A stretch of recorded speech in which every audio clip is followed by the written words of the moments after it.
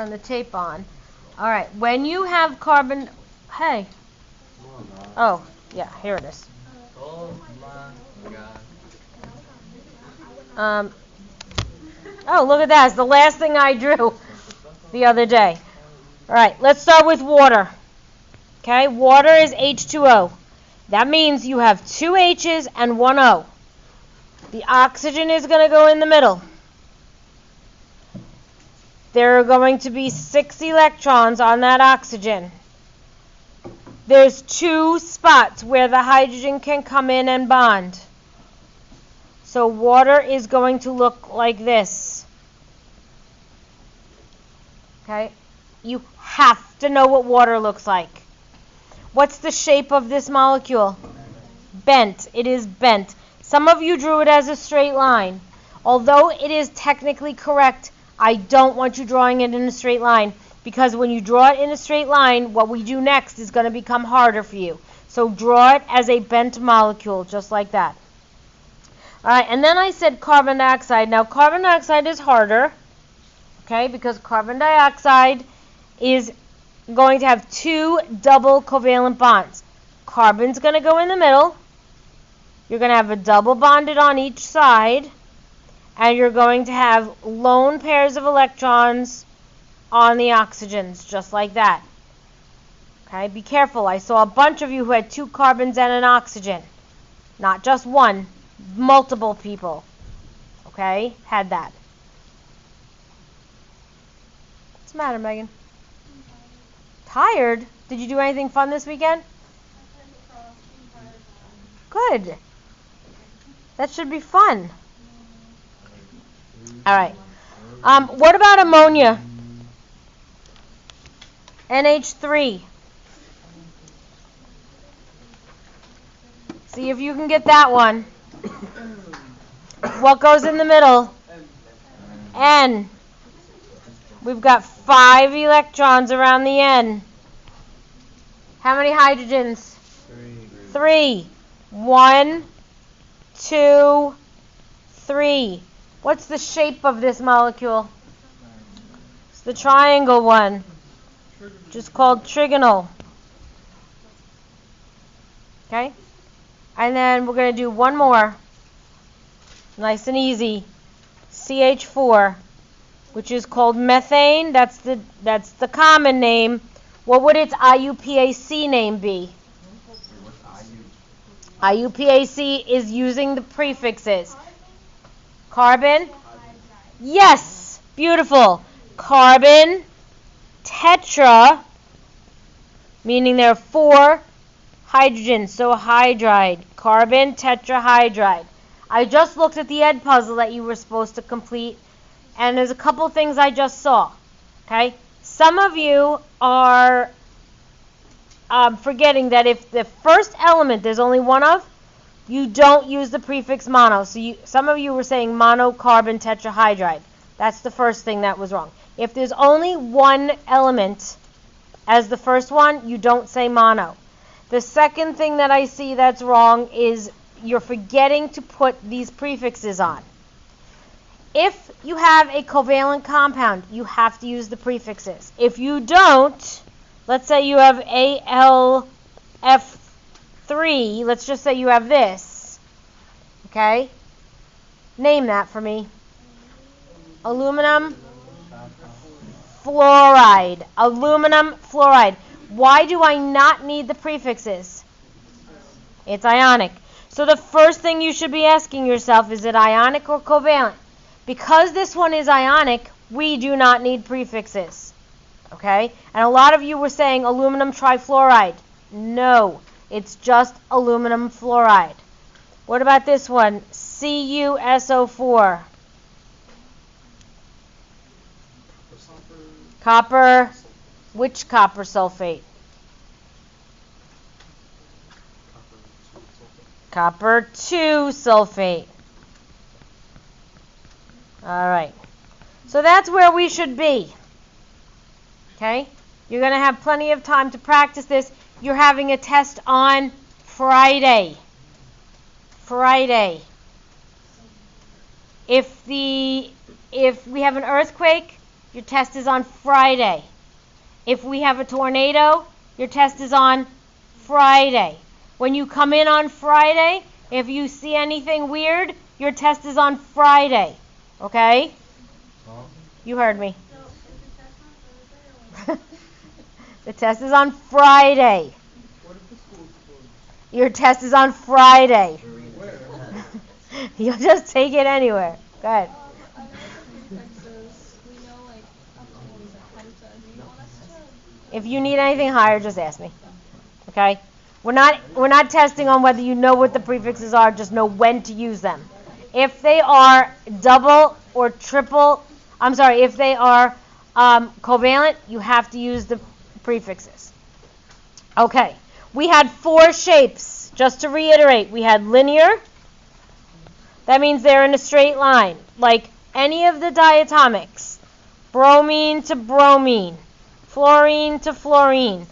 That's going to be linear. The other one that's linear is carbon dioxide. Please know that. Okay, and the reason is because there are no non-bonding pairs of electrons on this carbon to push these oxygens out of the way. The next one was bent. That's going to be your H2O or your SO2. Those are both bent. You have your trigonal, which is going to be BF3 and NH3. NH3 is the one I drew for you. You don't have to draw this BF3. You just have to know this. 3 things around essential atom, trigonal. NH3, trigonal. You should draw that one. You should be able to draw that one. You should be able to draw this and all your diatomics. And your tetrahedral, which seems to be the one they love to ask about, CH4, NH4, CF4, CCl4. You see a pattern here? Tetrahedral. 4 things around essential atom. Okay? All right. I'm going to go back to hydrogen for a second. H bonded to H. This, I don't remember if we did this. Let me just double check. Oh, look, I wrote memorize this. And I shouldn't say none of you. Very few of you knew how to draw carbon dioxide. Please know how to draw that. Okay.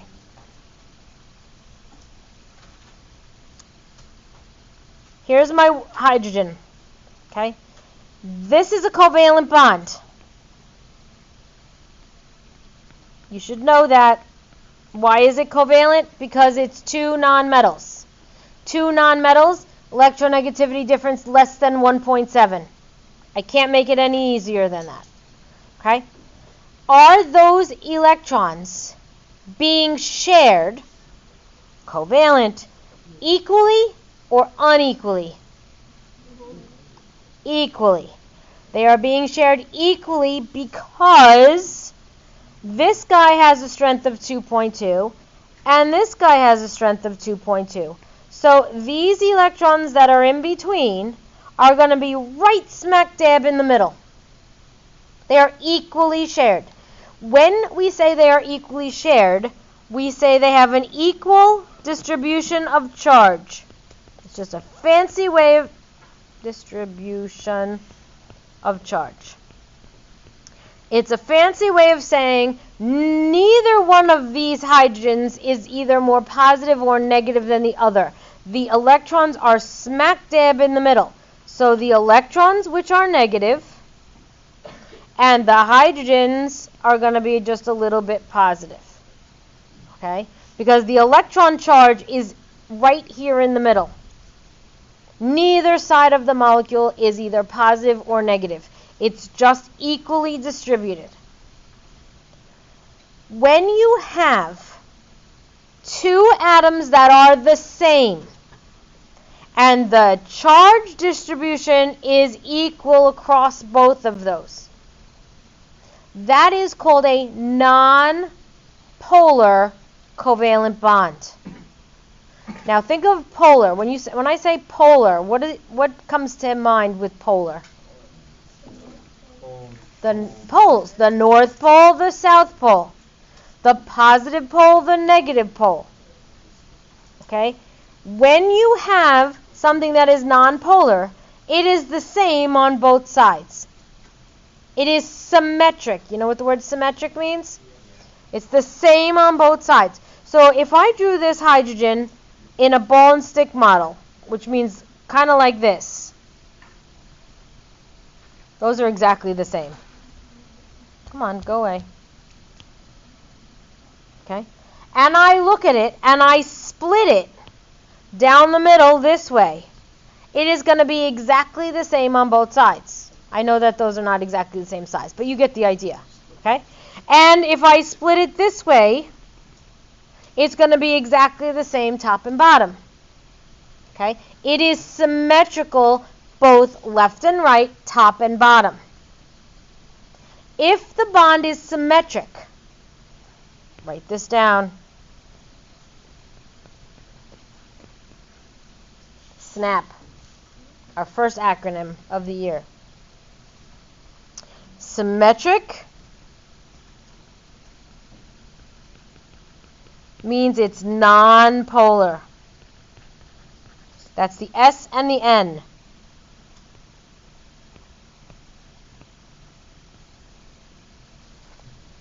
Symmetric is non-polar.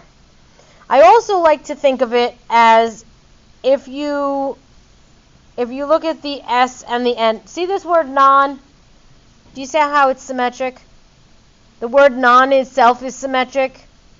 So if it has non in it, the whole thing is symmetric, therefore it is non-polar. This is a non-polar covalent bond. Now for Regents purposes, it will always be the same element. Carbon to carbon, hydrogen to hydrogen, fluorine to fluorine, bromine to bromine, oxygen to oxygen. Those are all non-polar covalent bonds. Their electronegativity difference is going to be 0. Let me show you this. This should look familiar to you.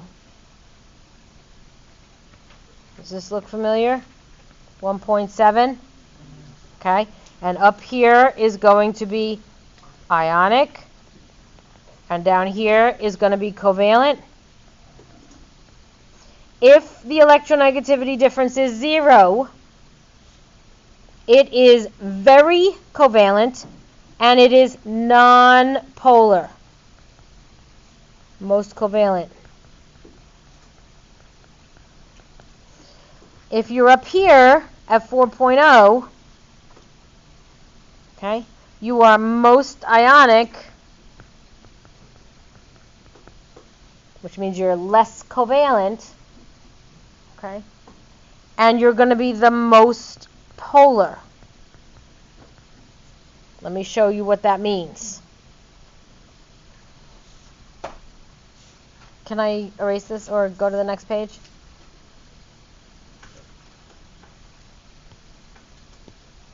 Okay, let's say we have water. Okay, let's look at the bond right here. That's a bond. Okay, it's a bond between an O and an H. Are they sharing those electrons equally? Who's stronger?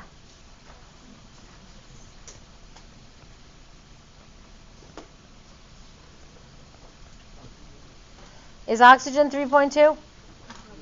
Okay. And hydrogen's 2.2? Who's stronger? Oxygen. Which means, I have to get rid of this yellow for a second. Which means these two electrons that are right here are going to be slightly closer to the oxygen than they are to the hydrogen. Not a lot.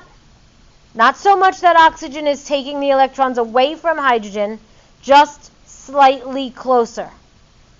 So therefore, the negatives, which are the oxygen, the electrons, are going to be closer to the oxygen than they are to the hydrogen.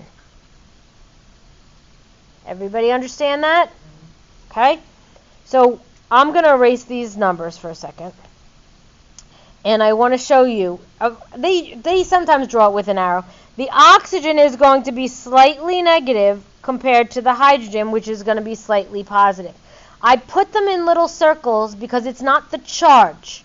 It's not saying oxygen is a -2. It's just saying the electrons are closer to oxygen, so therefore the oxygen is more negative than the hydrogen is. Okay? This is another bond. Is that going to have a symmetric distribution of charge or an asymmetric distribution of charge? Are the electrons going to be shared equally in between them, or are they going to be closer to one than the other? Which are they going to be closer to? The oxygen. So they're going to be closer to the oxygen than they are to the hydrogen. So this right here is a asymmetric distribution of charge. It is a polar covalent bond. It's polar because one side is a little negative compared to the other. Polar. Asymmetric distribution of charge. Distribution of charge. Two different elements. Anytime there's two different elements at Regents level, you're going to have a polar bond. Joe, you got that? It's in your head? Okay. So with the snap, where did my snap go?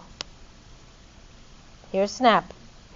If you have asymmetric,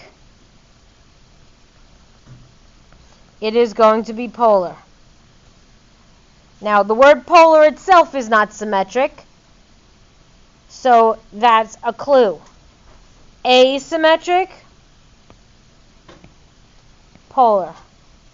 Asymmetric, polar. Snap. Polar, asymmetric. Nonpolar, symmetric.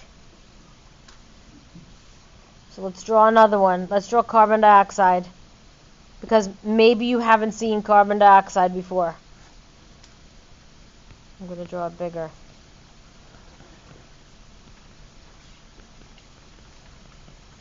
Look at this bond right here. Is that bond polar or nonpolar? Polar. Good. What about this bond right here? Polar. Good. All right. What about NH3?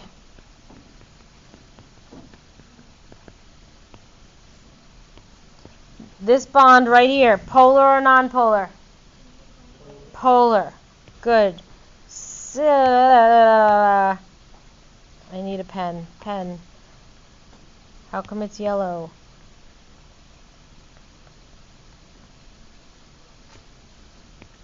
What about this bond right here? Nonpolar. Beautiful. Easy peasy lemon squeezy. Okay? All right. What's a bond? A bond is between two atoms. I'm just going to go to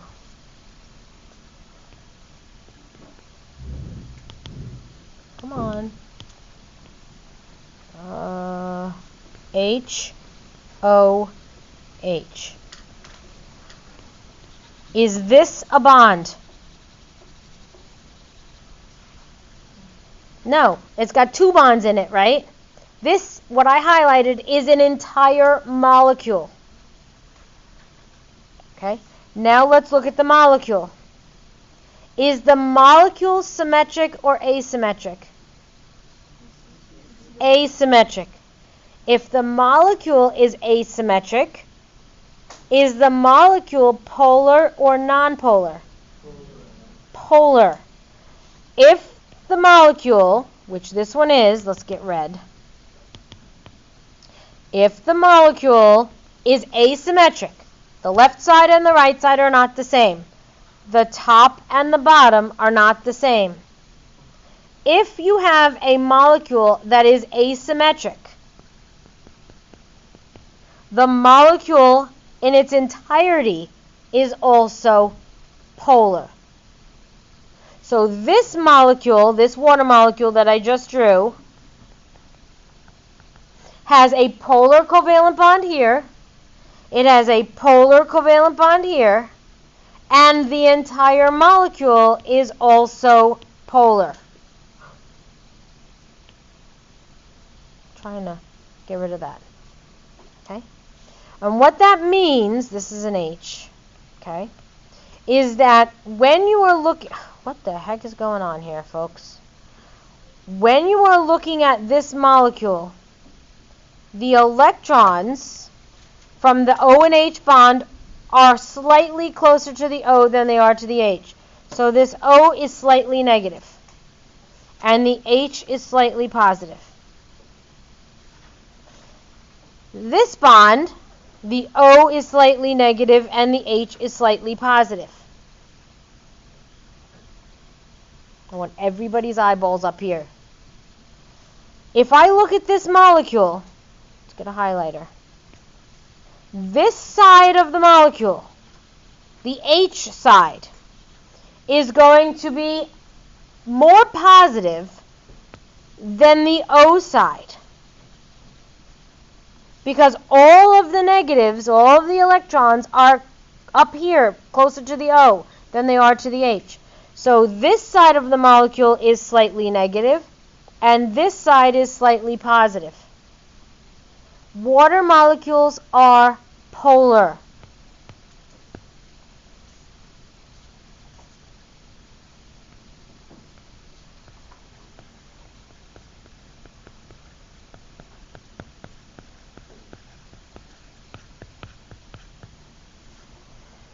You think that's important?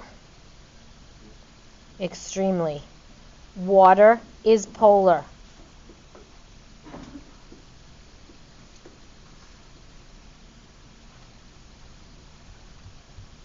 I don't like that.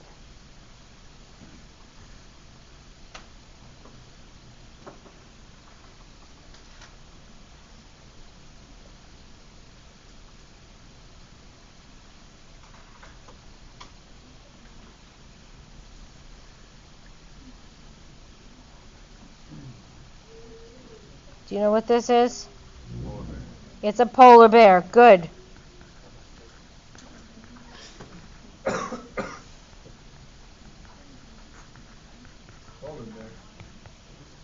Polar bears swim in water. Remember, water is polar. The whole molecule has an asymmetric distribution of charge. That looks like a possessed polar bear, if you ask me. That poor polar bear's eyeballs are going like, whoa. Okay? Water is polar. Polar bears swim in water. And they have an asymmetric distribution of charge. What about ammonia?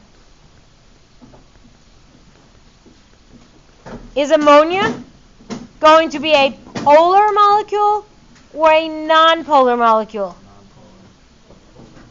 Polar. Okay, look. If I split it this way, it looks like it's symmetric. However, if I split it this way, is it symmetric? No. So if you can answer asymmetric to any of those, it's going to be polar. All right, what about CH4? So this is going to be polar. What about this one? The molecule is nonpolar. What about the bonds? The bonds are polar. So this bond right here is polar, but the entire molecule is nonpolar. So now you know why drawing the pictures of them is so important, that you draw water as a bent molecule, because if you draw it in a straight line, you might think that it's nonpolar. Water is polar. Water is polar. Water is polar. Okay? Do not forget. Why is water polar? Asymmetric distribution of charge. Yes, polar bears swim in water. Okay? Water is polar. Which side of the water molecule is positive and which side is negative? The bond half is positive. The what? The part with the bonds is positive. The H part or the O part? The H part is positive, and so the bond part is positive, and the electrons up here are negative. Okay? All right, good job today, guys. Yeah. Do we